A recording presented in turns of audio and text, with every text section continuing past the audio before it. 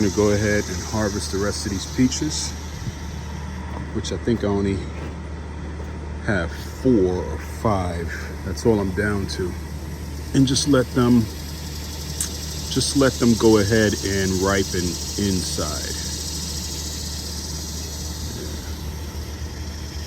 Because it just really doesn't make sense at this point to keep them on the vine, to keep them on the tree, if the squirrels are gonna have their way at it.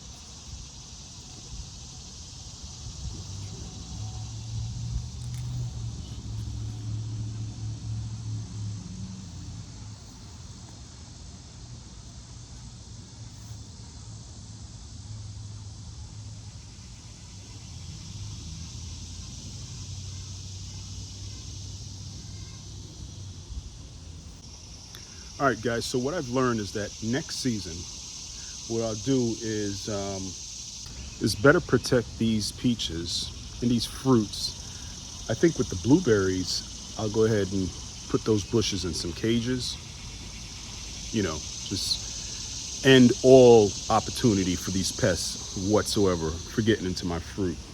And for these peaches, it's gonna be a little tricky. I could build a frame and use chicken wire to go ahead and create the walls, right, or the protection for that cage, and then just put the cage around this peach tree. I mean, that's just what you're gonna have to do. You're gonna have to do what you're gonna have to do, right?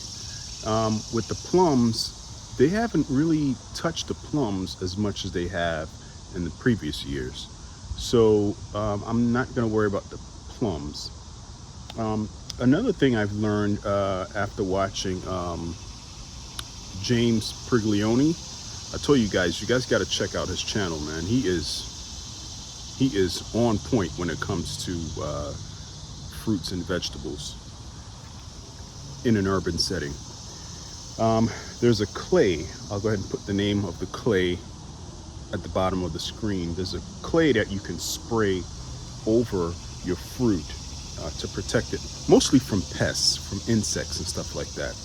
But I'd like to try that next year, just in case they move on to the plum, because I'm going to put this peach tree in a cage. So I'm going to go ahead and spray that plum with that clay material and see if that wards off any of these critters.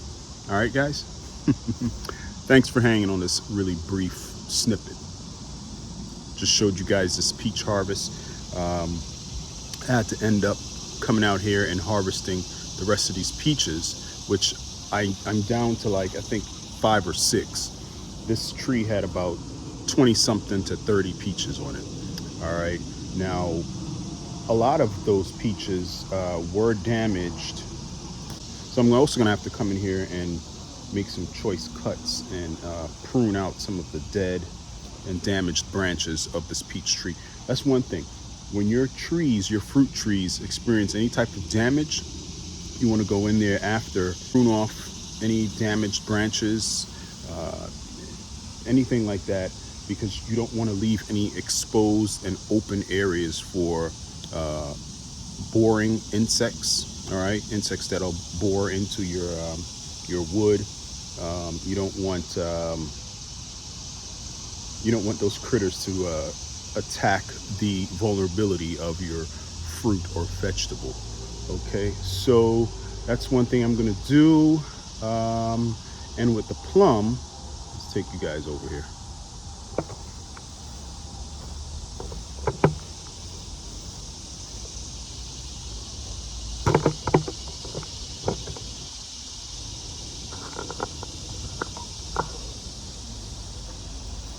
Okay, and with this plum tree, I think what I'm gonna do is go ahead and finish harvesting the rest of these fruit and just let them ripen inside.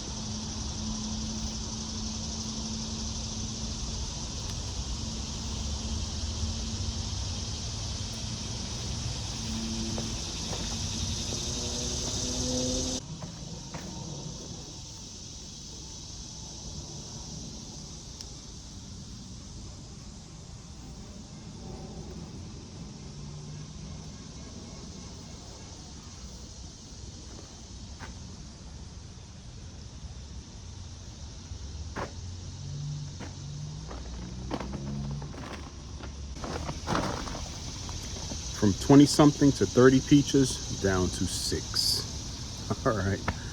So goes gardening. You know, those are the trials and tribulations of gardening, especially in an urban, actually in any setting. I was going to say especially in an urban setting, but I mean, it doesn't matter.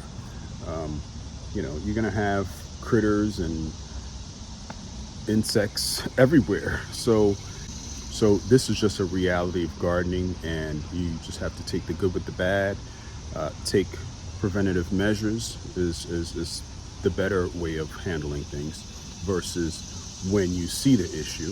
All right, so kind of study the fruit, kind of study your environment, your region, and what kind of pests exist in your area, and prepare for that.